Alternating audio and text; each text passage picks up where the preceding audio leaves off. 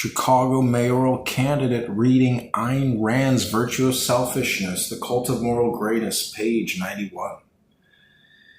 Observe that their dominant overtone is not a quest for the white, but an obsessive terror of being branded black, and with good reason.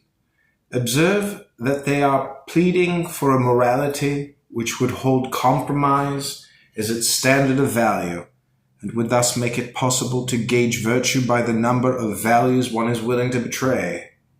The consequences and the vested interests of their doctrine are visible all around us.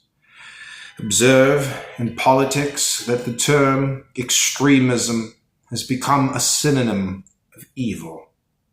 Regardless of the content of the issue, the evil is not what you are extreme about, but that you are extreme, i.e. consistent. Observe the phenomenon of the so-called neutralists in the United Nations. The neutralists are worse than merely neutral in the conflict between the United States and Soviet Russia. They are committed on principle to see no difference between the two sides, never to consider the merits of an issue, and always to seek a compromise. Any compromise in any conflict, as for instance between an aggressor and an invaded country. Observe in literature the emergence of a thing called anti-hero, whose distinction is that he possesses no distinction, no virtues, no values, no goals, no character, no significance, yet who occupies and plays in novels the position formerly held by a hero, with the story centered on his actions. Even though he does nothing, he gets nowhere.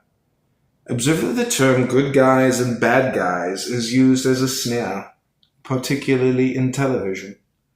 Observe the revolt against happy endings, the demands that the bad guys be given an equal chance and an equal number of victories. Like a mixed economy, men of mixed premises may be called gray, but in both cases, the mixture does not remain gray for long.